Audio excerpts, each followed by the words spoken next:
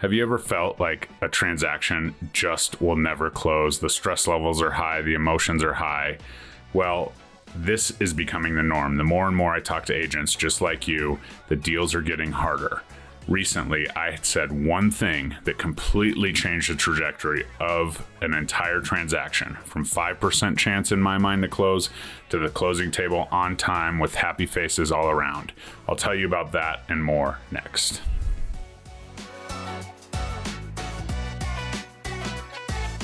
What's up, guys? Jeremy Kane with the Real Estate Agent Playbook. And yes, I am asking you if you are interested in partnering with me and having some of this collaboration that I offer to my agents. Yes, even in the tough times, we're going to have those conversations. We're going to collaborate. We're going to make sure that you are getting business closed and to the table as smoothly as possible, getting those leads off the fence. Book a call with me below. But for now, we're going to dive into this story. So, as we kind of understand, the market is changing ever so daily, right? Not ever so slightly, ever so daily, right? 20 consecutive months of rising inventory. That is insane, right? Inventory still remains a little bit low nationwide, but that might not be the case in your specific market, right? Homes are now sitting on the market longer than those 5 to 7 days that were only there because we didn't let people see it the first 3 days, back in the pandemic.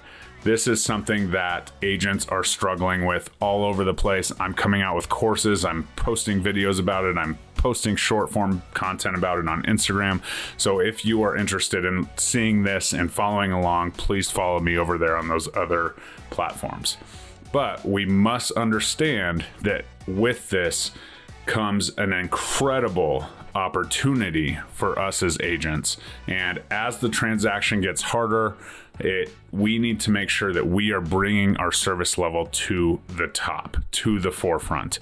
And I was at an incredible event put on by my good buddy Corey Williams, Austin Chevron, one of the most recognized coaches in our space currently, was talking about how, when he was in production back in, Fort Wayne, Indiana 5 years ago, and he looks at the agent roster now for the entire space, and there's about 80% to 90% new agents. There's 10 to 20% of new agents and of old, the old guard experienced agents in the market, and 80% new agents. What does that tell you over the last 5 years? Well, since we've seen this kind of rising market and the seller's market for that long, we actually have 80 to 90% of the agents that have never had a conversation about price reductions, right? Or never had to deal with a home sitting on the market for longer than 5 to 10 days. Now, I know there were the exceptions and all of those things, but in those times, it was really easy to point to the problem. These times, it's a little bit different because it requires patience of us agents. So I was recently involved in a transaction and we got under contract and we experienced the seller who seemed to be very, strong-willed, and it was great, right? We negotiated.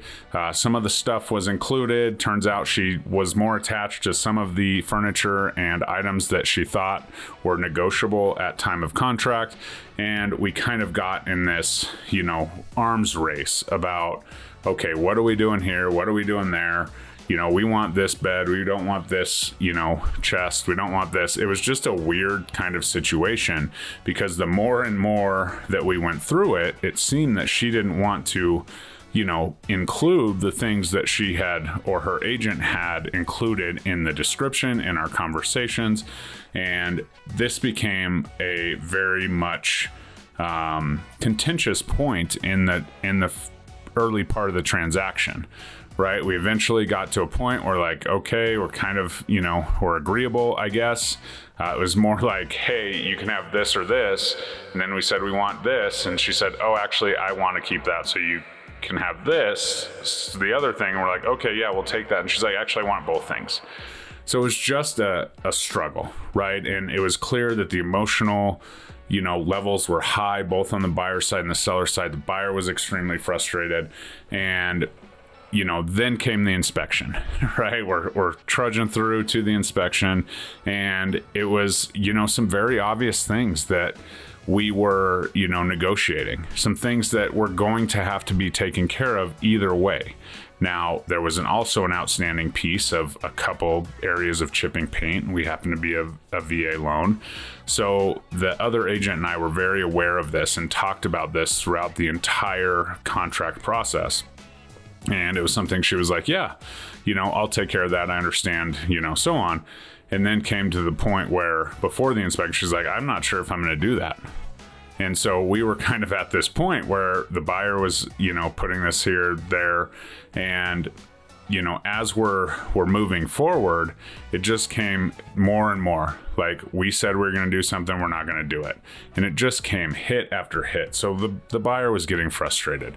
And then came the inspection with some items that will have to be addressed regardless of if they sell it to us or not, and the paint.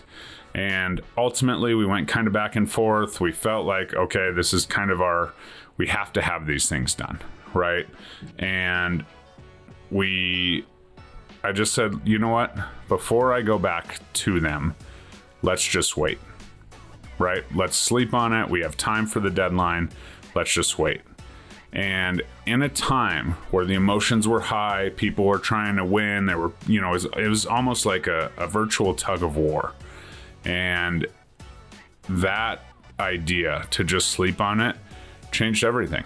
The seller literally came back the next day and was like, I'm actually going to do this, this, this. The listing agent did pitch in and help with the barn and those kind of things. So shout out to them for doing that.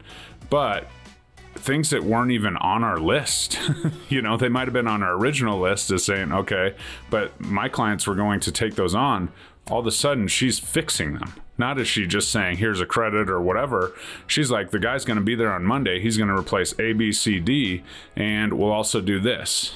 And it made me think that, just saying, can we sleep on it? Let's sleep on it. Let's see what happens tomorrow is such an easy thing to do when we get in these high emotion negotiation situations within transactions.